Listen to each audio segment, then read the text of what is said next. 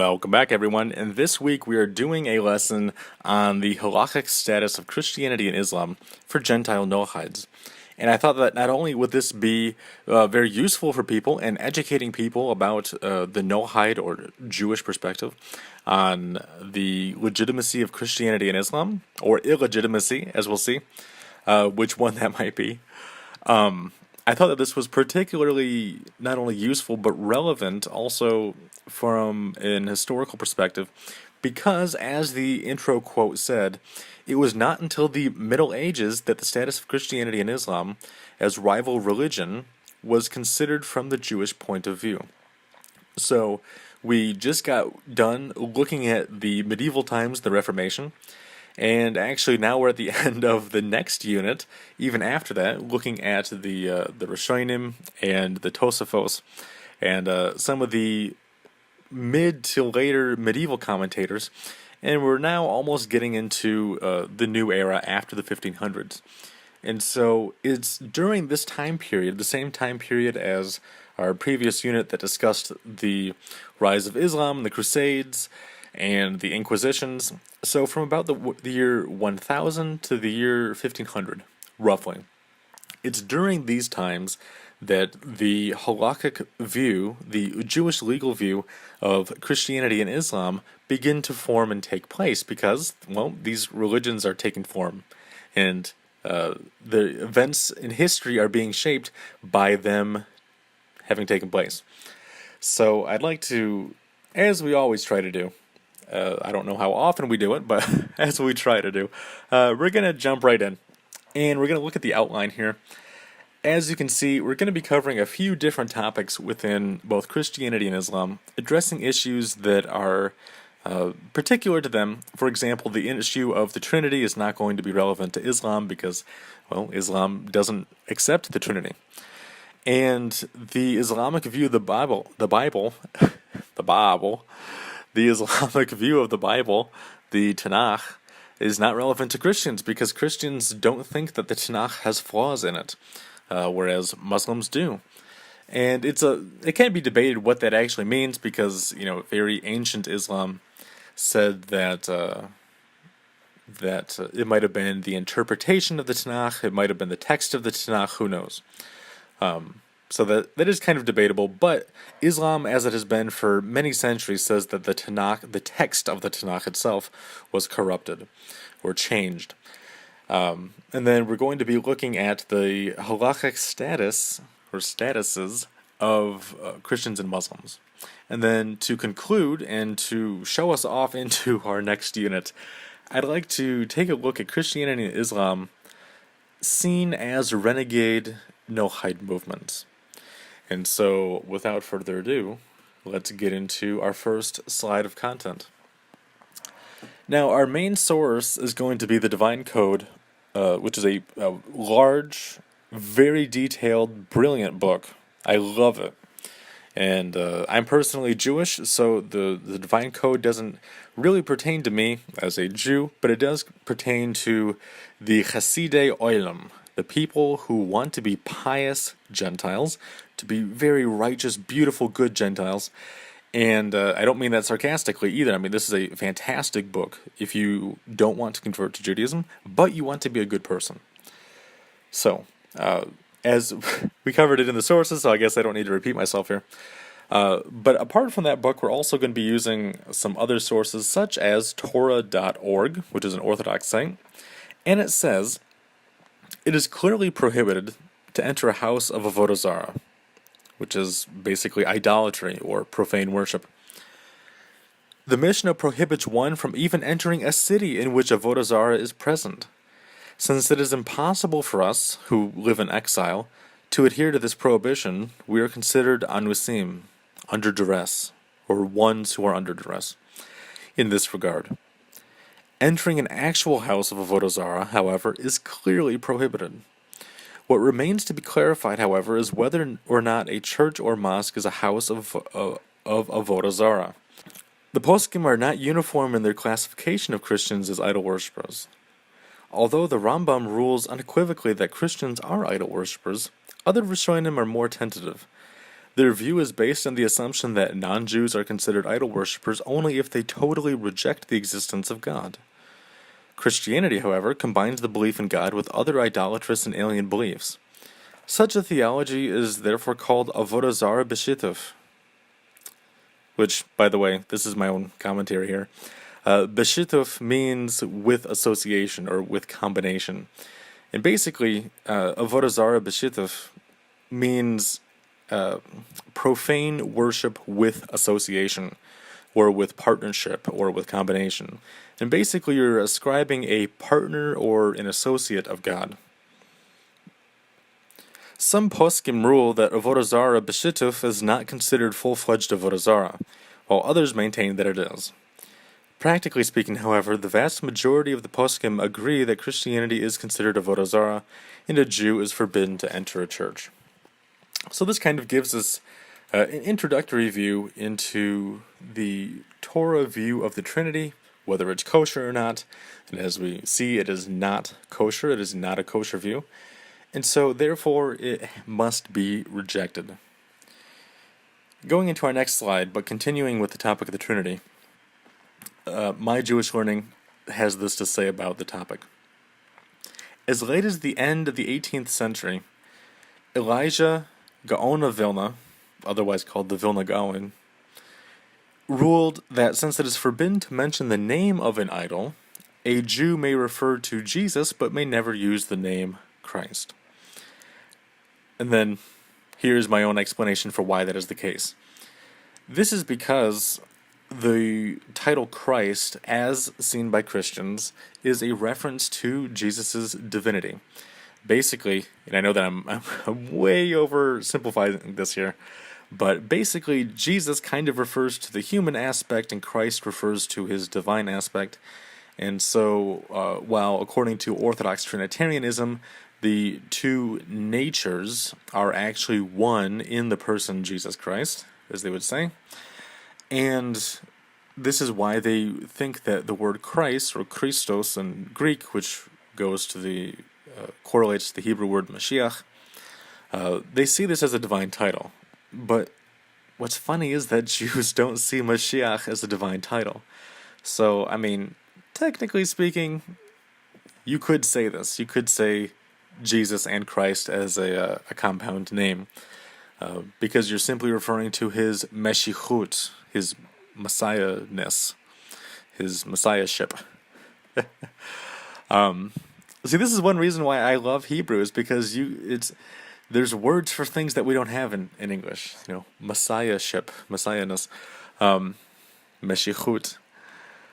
But anyways, this is why Jews often refer to Jesus as JC, and I think it's kind of disrespectful, but it's also kind of funny at the same time. Rabbi Mizrahi and his Talmid Chacham, Rabbi Aaron Reuven, I think is his name. They refer to him as J.C. Penney because of his initials JC. And I know that they mean it in a negative way, but I personally think that it's funny because I don't take it as insulting. Or sometimes they just use the name Jesus, or even in some instances, the name Yeshua is being used, which I think is much more common nowadays than it used to be, 100 years ago or so. Because the world is beginning to find out that, Jesus was actually Jewish. He wasn't some kind of Greek philosopher or something. But anyways, getting into the Divine Code, Prohibition of Idolatry, Chapter 1, Passage 1, or Section 1. He says, anyone who serves idols denies all of God's commandments, since he does not accept God's sovereignty, as well as his honor and his true existence. Later on, he says, the belief in a divine trinity is an idolatrous concept, since it is a belief that God, or, according to some, a second separate divinity, has characteristic features and the characteristics of a body. Now, why is this controversial? Why is this not only controversial, but prohibited, outright prohibited? And it is because, to the Jew, God is infinite. God doesn't have boundaries. You can't define God. He's infinite. Everything that exists within him because nothing can exist without him. Without means separate from. Nothing is separate from God. God's infinite. So to say that, to point at a person, or to point at a body and say, that's God, there's God walking right there, that's idolatry. So, to elaborate on this a bit more, I would like to cover, and unfortunately I recorded this once already and I wasn't very happy with it, so hopefully this time around we can do a better job. But I would like to read the text from the Divine Code, pages 136 to 137. And this is in, let's see, what chapter is this? This is chapter 1. So, let's begin. If I start getting a little monotone, I apologize, but it's a long text. So he says, therefore, a person is also an idol worshiper if he serves God along with another entity as an intermediary, even if he says that the Lord is, quote, the main God, but he also serves another power. This is so regardless of whether one serves the intermediary alone, for example by bringing a sacrificial offering or bowing down to it, or if he brings a sacrifice and bows down and says that his service is for both God and the intermediary. However, if a person serves only the Lord, but he also believes there is another power or God under the Lord's command that one should also have faith in and swear by, then he is called a believer in an intermediary. And this is that concept that we were referring to earlier, avodah zarah b'shituf. It's idolatry with association, or combination, as the source said. Great rabbinical authorities throughout history debated as to whether the false belief in an intermediary is actually idolatry and therefore prohibited to Gentiles, or if it is not included in the basic Noahide prohibition of idol worship, and therefore it is not forbidden for Gentiles. So basically, it's been debated if someone like Yeshua being an intermediary, divine intermediary between human beings and God, whether that's technically idolatry or it's not technically idolatry.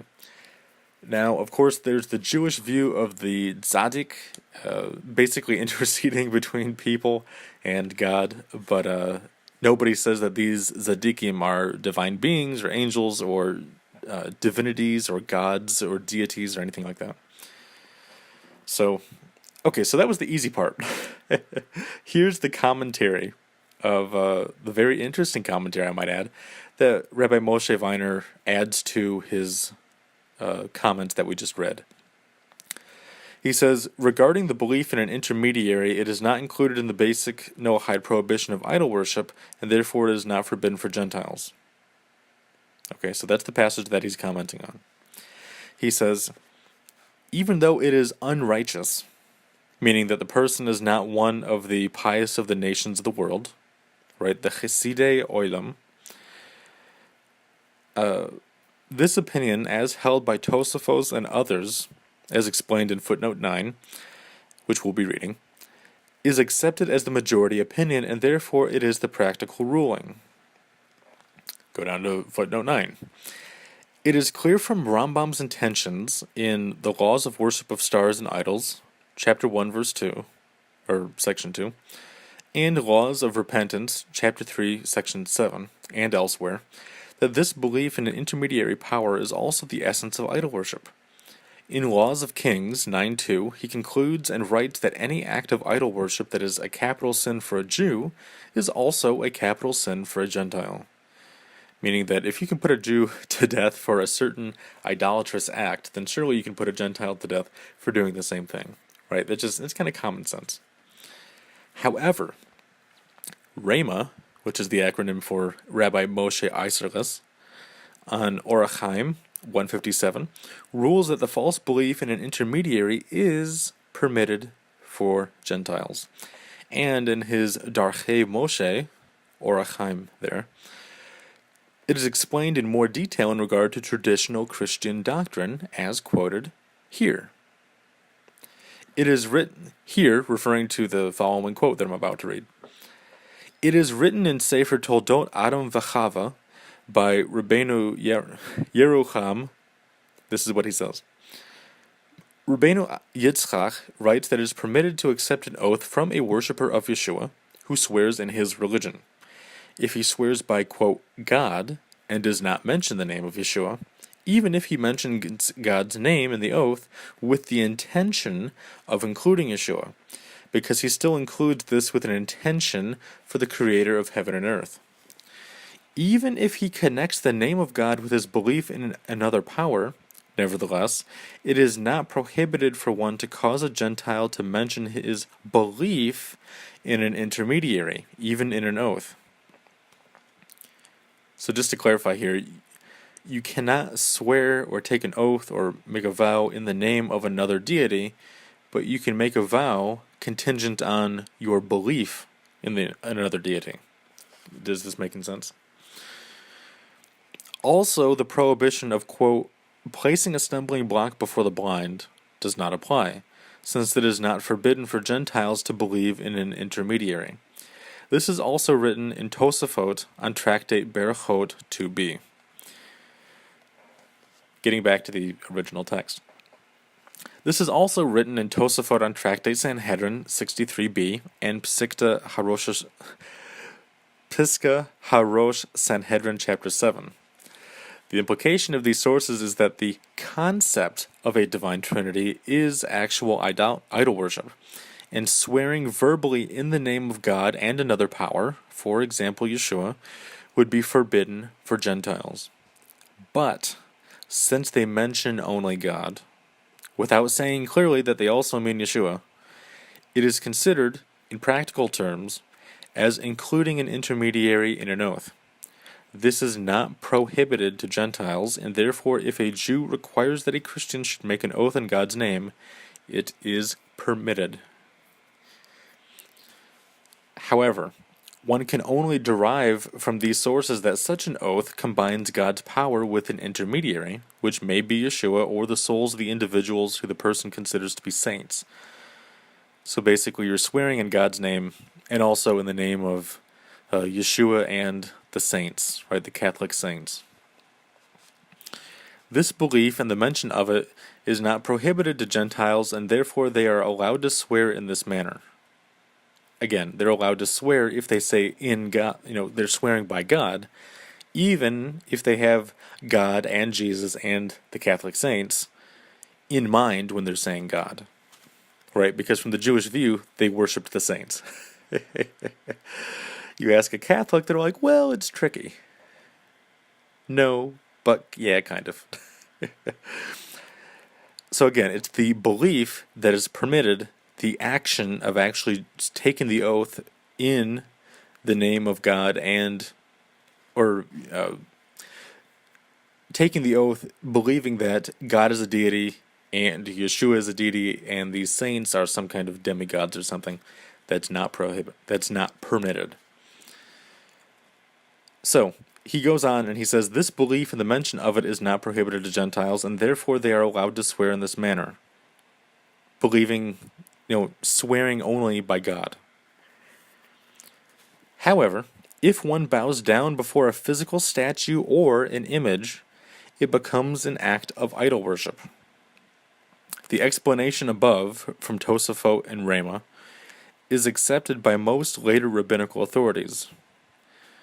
The distinction between belief and actual worship is clear in the following selection quoted from Sefer Mitzvot Gedol, Prohibition 1, which says, one may not bring to mind the thought that there is any God besides the Lord, as it says in the Ten Commandments in Exodus 20, verse 3, there shall not be for you other gods before me. From which we see that the Torah forbids the taking of an oath in the name of an idol, and this includes belief in an intermediary, even if one doesn't actually serve it. In Mechilta it says, the inference that it is clear from the verse, Exodus 20, verse 4, you shall not make for yourself a carved image, is not to create one. From where do I know that one should not keep in existence one that exists already? However, the verse's interpretation cannot be taken out of the simple meaning of the text. Furthermore, these words, quote, before me, meaning in my presence, are interpreted simply as the combining of God's name with the name of another. In Tractate Sanhedrin 63a, it says that one who combines God's name with that of another will be, quote, uprooted from the world. as it says in Exodus 22:19, one who slaughters sacrifices to the gods will be destroyed, and this is allowed only to the Lord alone, meaning making sacrifices. So, the basic gist of what we just read is that the majority opinion says that if you swear by God's name, a Gentile swears by God, that they believe in God, they're allowed to do that. But they are not allowed to say, I swear in God the Father and God the Son, or anything like that. Because then that would be idolatry. Now again, notice that Judaism distinguishes between belief and action. Moving on now to the Christian view of the inapplicability of the Torah. Also in the Divine Code, prohibition of idolatry, chapter 6, section 3, he says, see Ritva on Tractate Rosh Hashanah 17a and on Tractate Pesachim 25, where he explains that believers in post-Sinai doctrines are, quote, deniers of Torah and, quote, deviant believers, and are not among those who keep the 7 Noahide commandments. Traditional Christian doctrine rejects the continuing obligation to observe all of the Torah's eternal divine commandments as such, but those which are for Jews and those which are for Gentiles, and also the need to repent to God himself if a command is transgressed. So, even though this is the case, we covered in a previous lecture that some Christians, even a few centuries after Jesus, continued revering the rabbis and going to them for advice and legal assistance and celebrating the holidays, etc. Which is partly why people like John Chrysostom condemned these people, because it was happening. It was a real historical phenomenon, and we, if I remember after the making of this video, I can try to link that PowerPoint into the description below so that we can reference that for those who are curious, or for those who are even new to the channel, which, by the way, welcome. Nice to see you here. I would like to make one comment on this, although I think it kind of speaks for itself. That those who think that the Torah has been done away with, fulfilled, nullified, basically made of no effect nowadays, they're called deviant believers. They're called deniers of the Bible. And these people need to repent. And what's kind of funny, I also noticed, he says, and also the need to repent to God himself if a command is transgressed. You know what this is a reference to? It's a reference to people confessing to the Catholic priest through the little wall or the screen. It's confessing to Jesus. It's confessing to everyone but God. And that's what Moshe Weiner is trying to say. He's trying to say, look, repent to God. You didn't sin against anyone else but God, right? Because he makes the rules, so really you're breaking his rules and transgressing against him. Now, something that I also found that came up a number of times in the Divine Code, not everywhere, but enough to catch my attention, was the policy on crucifixes. And Rabbi Moshe Weiner says in the Prohibition of Idolatry, chapter 1, verse 3, or section 3, he says, it is also clear from Rhema in Yoreh Deah in chapter 141 that it is prohibited to benefit from even a plain crucifix icon unless it is nullified, referring to damaging it in a special way. It obviously involves actual idol worship. In the words of the Rhema, who writes in Orach Chaim 156, on belief in an intermediary, rather, an intermediary is permitted for a Gentile only in belief and speech, meaning making vows, but not in actual worship or service, meaning you can believe in the Trinity, but you're not allowed to worship the Trinity. And because crucifixes are linked with the worship of the Trinity, you're not allowed to have crucifixes, generally speaking. There's certain ways that certain reasons around that you're allowed to. For example, if it's on a decorative bowl and it's just used for eating mac and cheese at home and it's not part of some kind of religious ceremony, then you're allowed to. But if it was used in a Catholic mass or something like that, then you're not allowed to use it. Continuing in the same tractate, I guess this would be called, Tractate Prohibition of Idolatry, Chapter 7, Section 10, he says, even plain crosses that are bowed down to are forbidden. Meaning, a T shape, nothing more. It doesn't have to have crucified Jesus on it. It doesn't have to be ornate. Just, two 2x4s nailed together, right? Even plain crosses that are bowed down to are forbidden. But plain crosses worn as regular jewelry that are only intended as a symbol and not for worship are permitted for benefit, which includes just the aesthetic pleasure, it looks nice. They're permitted for benefit unless they are used as aids in worship, meaning that if they help you worship, you're not allowed to use it, even if it's only the one true God of Israel, and especially if it's the Trinity. Also, a three-dimensional and accurate full frontal human form of any size, referring to a crucifix, right, with a Jesus hanging on it, is not permitted for decoration, which includes jewelry. Vessels and artworks that have images of crosses are forbidden to benefit from if they are generally used for idol worship. So this refers to, for example, icons in an Orthodox or Catholic church. You're not allowed to have those. If they are generally used only for decoration in non-idolatrous contexts, they are permitted, even if they also include a two-dimensional human image. Now, again, this is the halacha for Noahides. This is not the halacha for Jews. Jews shouldn't be having cross images anywhere in their homes. And again, this is for Noahides. This is for Christians who acknowledge the truth of the Torah, but for whatever reason don't convert. Whether for practical reasons or they don't feel that they're up to that lifestyle. Continuing with the topic of crucifixes, myjewishlearning.com has this to say. As the Venetian rabbi Leon de Modena noted, it was not the doctrine of the Trinity in itself that was objectionable. After all, in the Kabbalistic doctrine of the Sefirot, there's much talk of three and more aspects of God. But its elaboration, in which the Trinity is composed of three divine persons, one of which became incarnate in a human being. The medieval thinkers who held Christianity but not Islam to be an idolatrous faith did so particularly because of the worship of the cross. To bow down before an icon or a crucifix was held to be akin to bowing to idols. Meaning that if there's an altar call in your church and there's a cross at the head of the church behind the podium, and you come down and you kneel before it, you're bowing to an idol. That's a modern application of this.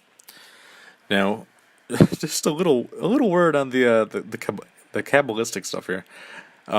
In Kabbalah, there's 10 Sefirot, and the Rabbi Leon de Modena is saying that, okay, in Kabbalah we also ascribe a certain threeness to God in a certain sense. And the Christians do this too, except their problem is that they say that the threeness refers to three divine beings, or three people, three persons.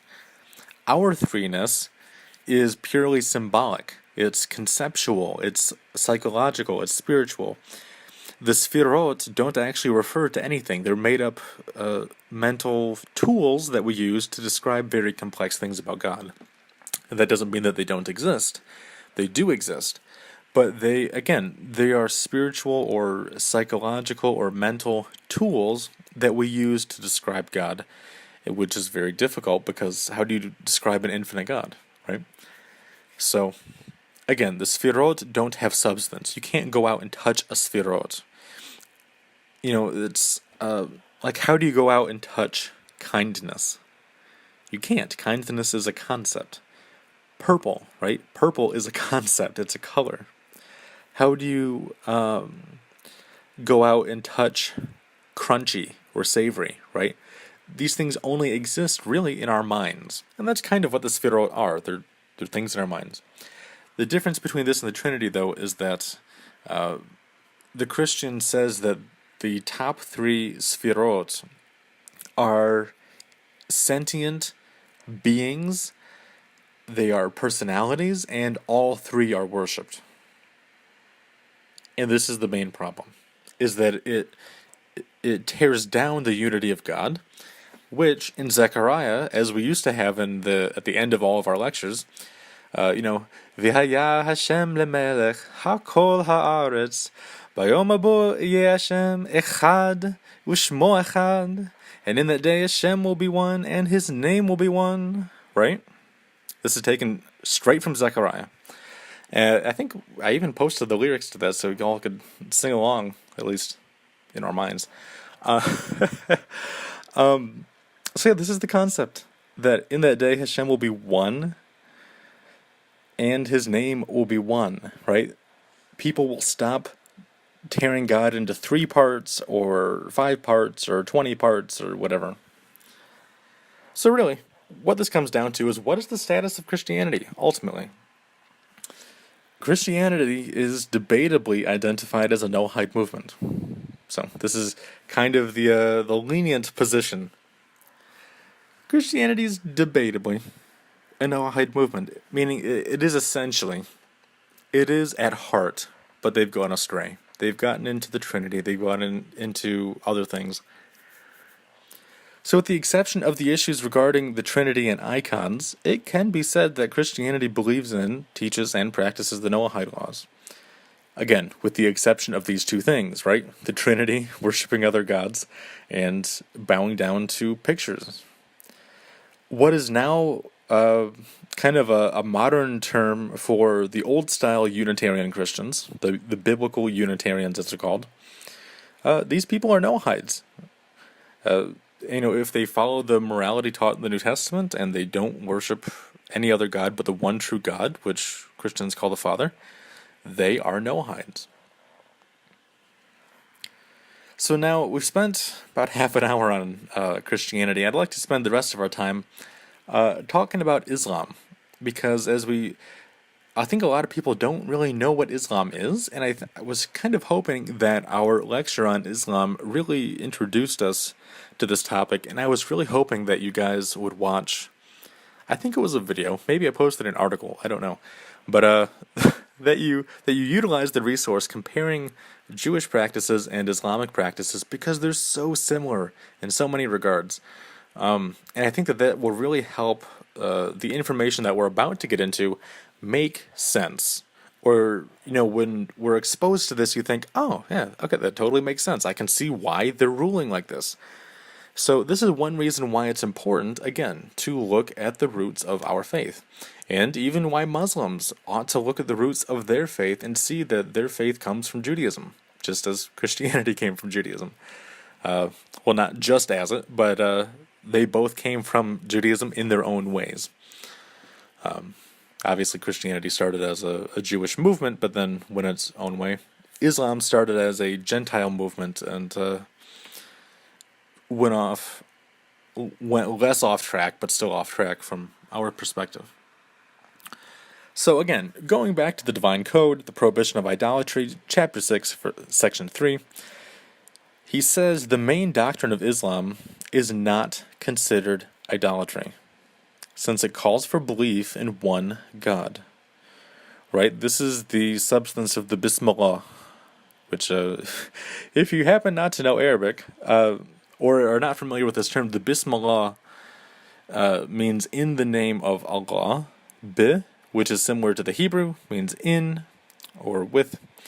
The SM is like Shem, right, in Hebrew, which means name, and Allah refers to God, so Bismillah, in the name of God. In this creed, it says that there is only one God, right? Only one God. And this is the foundation of Islam that they took, thankfully, from Judaism. This is one of the great contributions to the Eastern world, is Islam's theft from Judaism. And it's okay. You don't need to return it, Muslims. You can keep it for as long as you like. In fact, we prefer that you keep it. But yeah, so the basic doctrine of Islam, monotheism, is kosher. It is a Jewish view, and it is entirely acceptable. And there's no problem with it. And this is, in one way, that Islam started off better than what Christianity developed into. In the same section, I think that this is a footnote actually, chapter 6, section 3, he says Rambam in his laws of forbidden forbidden foods, chapter 11, section 7, Tur Yoredea, chapter 124, in the name of the Rashba and the Gaonim, the Beit Yosef and Rema Yoredea 146, section 5, all rule. Okay, so these heavyweight halachic authorities all rule that Muslims are not idolaters. Okay, so these are pretty big authorities here. Their opinions should hold some weight for us. That no, Muslims are not idolaters. Doesn't mean that they're right about everything, but it doesn't mean that they're idolaters either, right? We can accept whatever the truth is, and we can acknowledge whatever falsehoods there are as well, right? That's just a part of acknowledging the truth. According to Torah.org, again, which is an Orthodox Jewish website, it says, regarding Islam, however, most poskim, meaning most authorities, follow the opinion of the Rambam that it is not considered an avodah zarah. Hence, they do not expressly forbid entering a mosque. Other poskim forbid entering a mosque, though. All agree that unless there is a compelling reason to do so, mosques are off limits for any God-fearing Jew. So basically, a Jew is prohibited from entering a church, even for good reasons. A Jew is prohibited from entering into a mosque, but if he really needs to, if there's a good reason, he's technically allowed to. And this is why, under certain circumstances, which we're not going to get into today because, this could turn into a 5-hour presentation here. Under certain circumstances, Jews are allowed to pray in a mosque, but they are not allowed to pray in churches. And this is because in churches, there's worship of the Trinity, which is idolatry, but in mosques, it's the worship of the one true God of Israel, which is kosher. At least then, the very most basic form of it. Interestingly enough, I thought this was just kind of an interesting side note regarding whether Islam is idolatry or not. Many authorities say that wine handled by Muslims is considered as if it was handled by idolaters. However, Rabbi Yitzchak Raphael in his Sefer HaMinhag says that it is perhaps permissible to drink it. So, the majority opinion says Muslims are not idolaters, but if they touch our wine, then we need to treat it as such.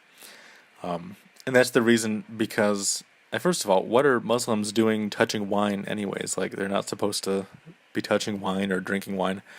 That's one of their regulations. But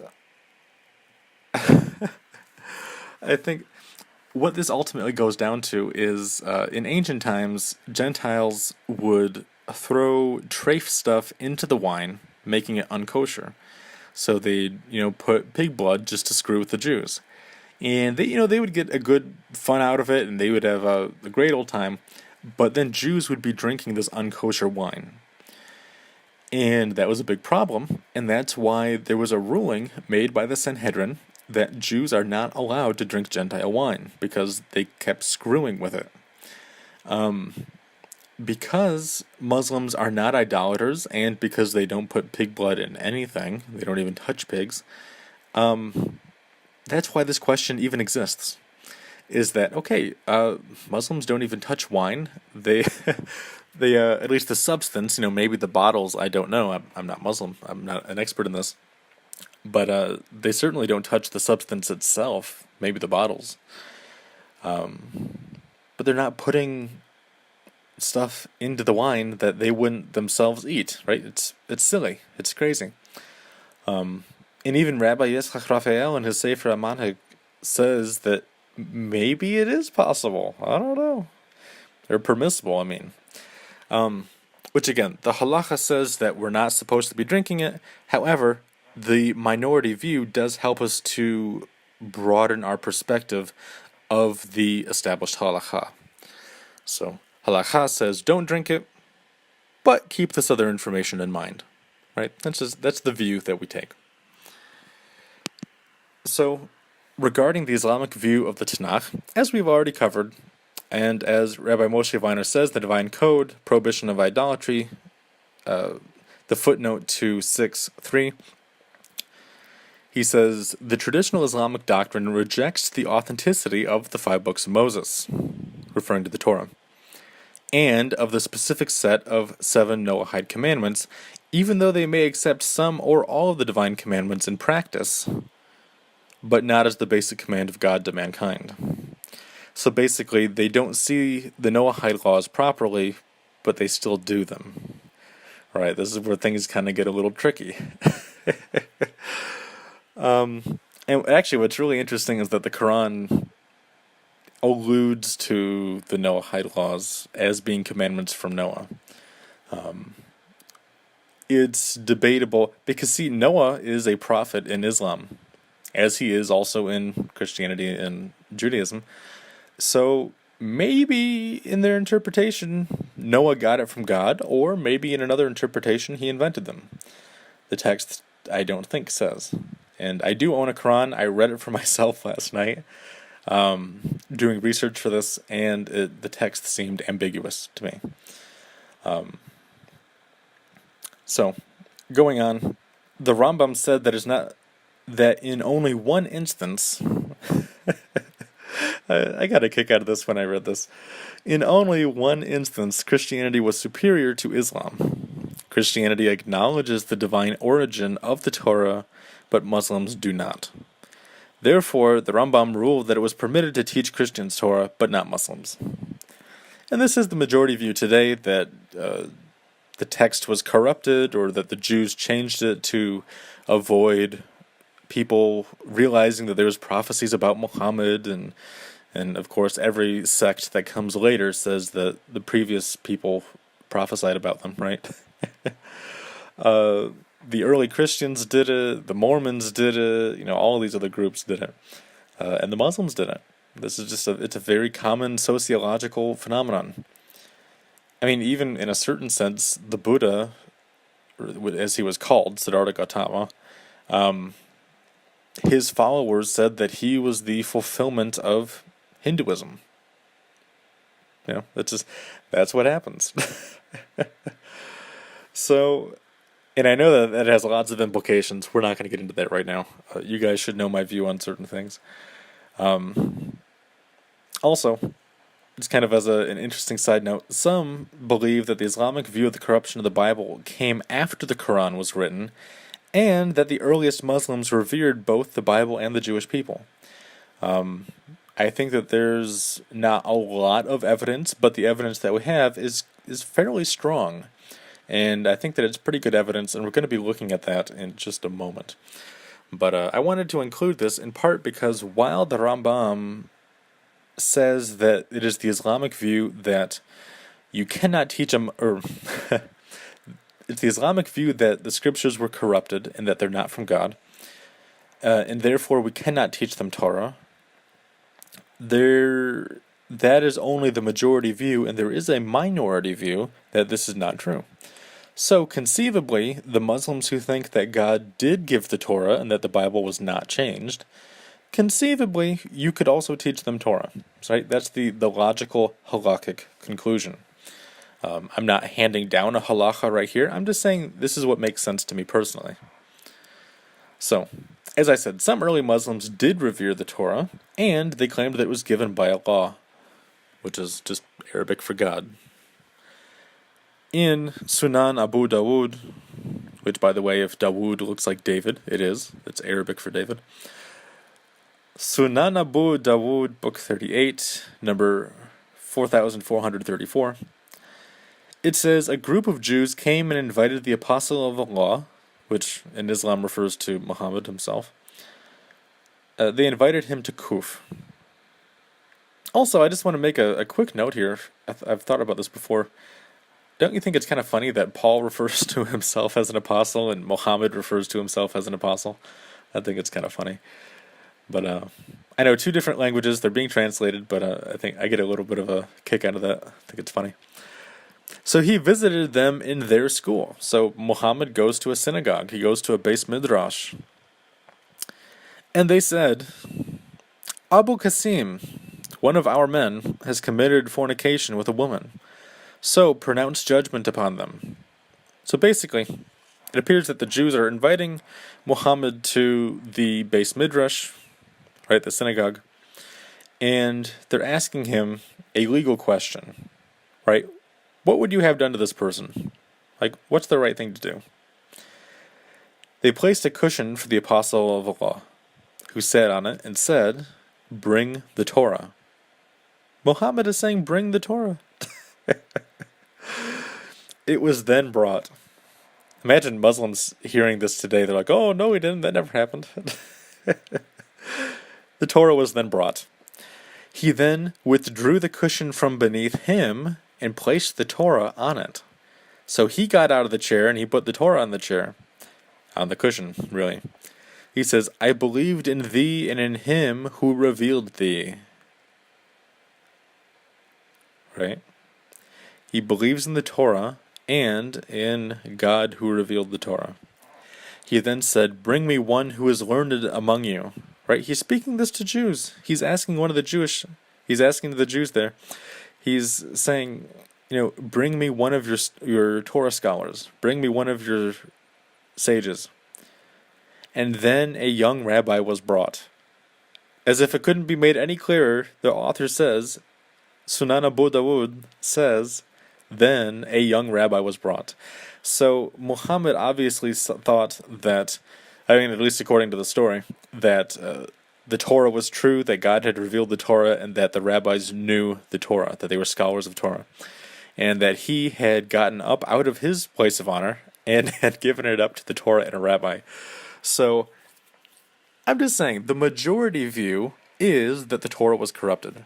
However, I'm presenting a minority view to make a point, and that point is that there is legitimate things within Islam that if a Muslim looked at those things, they could be even more kosher Noahides, which then leads us into the status of Islam, right? So Islam is usually regarded as a Noahide-like movement, and in fact, Islam does teach the 7 Noahide laws in Surah 17:22 through 36. I read it for myself. It's actually quite interesting. And elsewhere, it identifies Noah as a teacher of commandments, right? So there's a lot of circumstantial things that really point to Islam's knowledge of the existence of the Noahide laws. Interestingly enough, the New Testament also calls Noah a preacher of righteousness. I think it's in 2 Peter, if I'm not mistaken. A preacher of righteousness, and which, preacher and teacher are basically the same thing in the ancient view. Again, there are subtleties, but the point is that a preacher is conveying information, right? A magid. And the 7 Noahide laws are all throughout the New Testament. So, make the connection yourself. Additionally, Islam claims that it inherited 7 laws from the Sabians, and the Sabians were a monotheistic Ger Toshav civilization, or they were a group of Ger Toshav in Arabia. And according to some interpretations, the Sabians might actually appear in the Torah. It's kind of hard to identify them, but some believe that the Sabians do actually appear in the Torah and that they were Noahides that then went out and started converting people to Noahidism. And if that is the case, then they perhaps laid the groundwork for Islam in Arabia, which means that Islam might be older than Muhammad. Which then brings into question, what was he receiving? But, and I mean that jokingly, because if Islam existed before Muhammad, then he wasn't receiving revelations. And I don't mean that disrespectfully. I say this as an academic, not as a believer. Although I am a believer, and you guys know what I mean. Anyways, so what's the status of Christianity and Islam as renegade Noahide movements, right?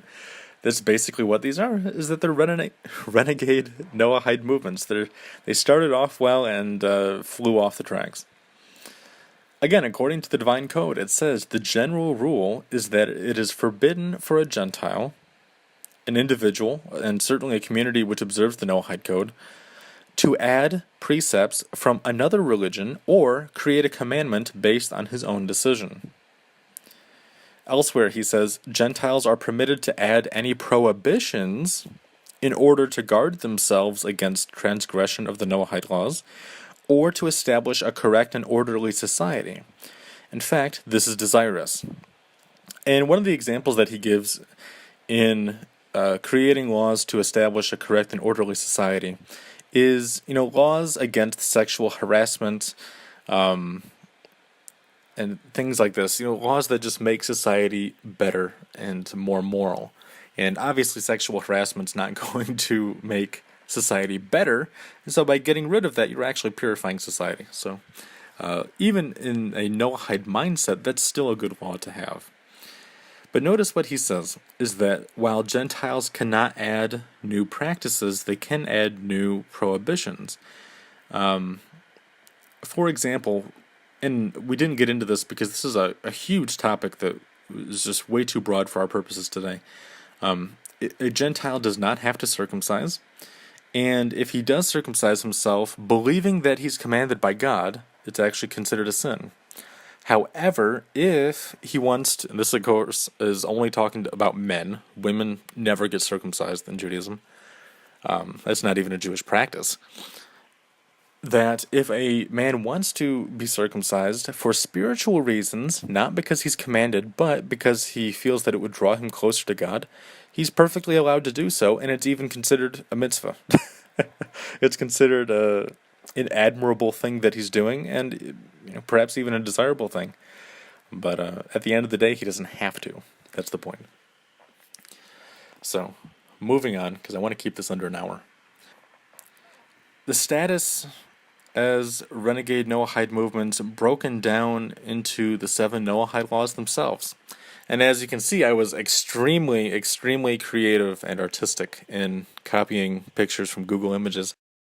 So I delineated the 7 Noahide laws here, and I put the symbols of these 2 religions next to each one that it applies to. As you can see, they all kind of apply to these 7. Or rather, these 2 apply to the 7 Noahide laws.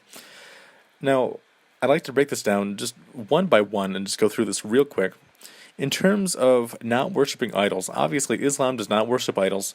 I know that a few rabbis say that because there's idols possibly stored inside the Kaaba in Mecca, and they're bowing down to it, that it is idolatry. But the counter argument to that is that when people do that, nobody's intending to worship idols. So it's only coincidental, and it's not by intention or design. And that's why the vast majority of the opinion on this issue is that Islam is not idolatry. As for Christianity, though, it's tricky because all authorities agree that Christianity is semi-idolatrous because of the Trinity issue. Now, if a Christian was to get rid of the Trinity, only worship God, which is the Father, and they see Jesus or Yeshua as a human being, even if they see him as a prophet, as a miracle worker, even as Mashiach, that's still not an idolatrous belief.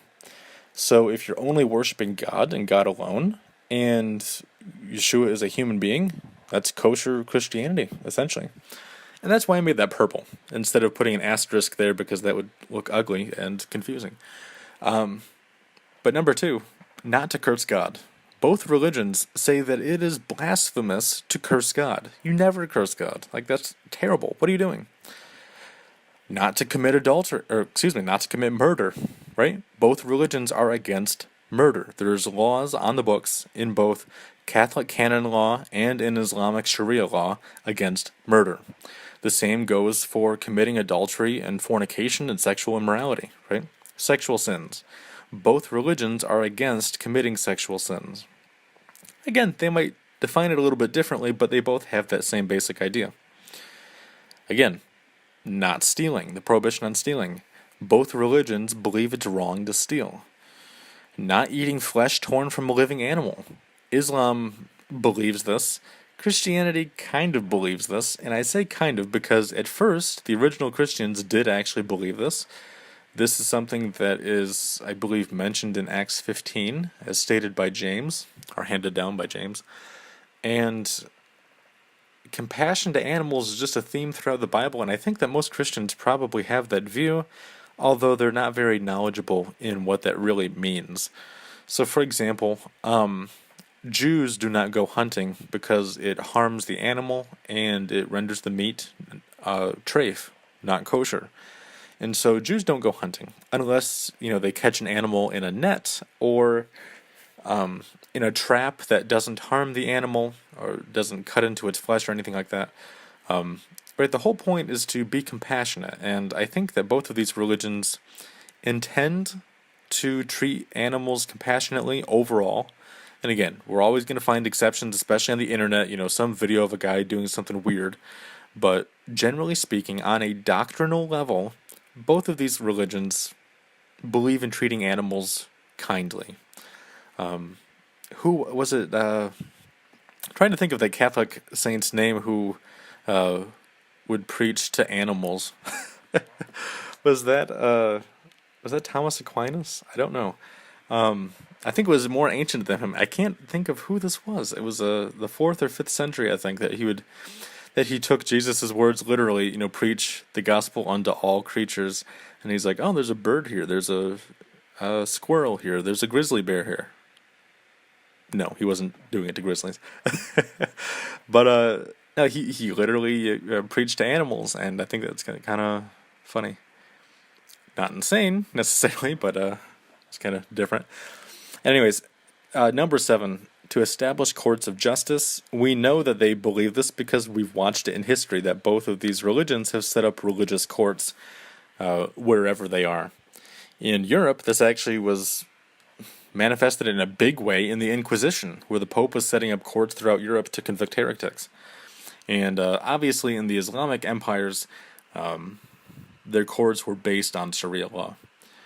So, which, by the way, if Sharia law sounds scary, Sharia law to Islam, canon law to Christianity, Torah law to Judaism, it's all the same idea, right? It's not, it's not Satanism. It doesn't mean that we have to agree with it, but we have to at least recognize it for what it is. And I'm not saying that it's the same thing either, but we're getting sidetracked here. So what is the conclusion? What is the conclusion of the matter, as it says in Ecclesiastes? Although Christianity and Islam more or less qualify as Noahide movements, they add additional customs and deny some essential elements of Judaism. This is why I label them renegade Noahide movements. They would be kosher movements if certain aspects were removed. Plus, these two religions started off as Noahide Teshuvah movements, but later went their own way. Practically, adherents of these religions ought to be treated as semi-Noahides or deviant Noahides.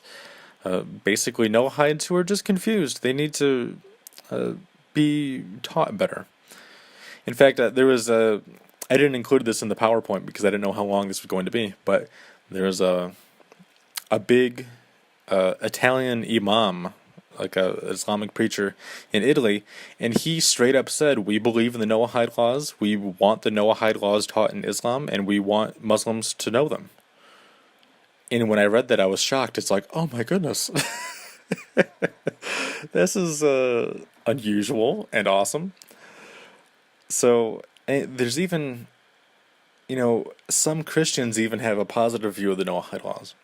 So things are changing, possibly for the better, and I'm very hopeful for this movement going forward. And obviously in the late 20th century, getting into now the 21st century, almost 2 decades since Y2K, oh my goodness, the Noahide movement has expanded, and it's exploded. So I think big things are happening in the Noahide world. Anyways, in the case of Unitarian Christians who believe Jesus was only a man and not a divine being, who abstain from pagan customs like Christmas and Easter, and who acknowledge the place of the Jewish people. So, like, basically, if you're a Zionist Unitarian, these people ought to be accepted, in my view, as full Noahides. As full, unequivocal Noahides, without exception. So, that is my conclusion. I was very, I was very desirous to not quite go over an hour. We hit just an hour.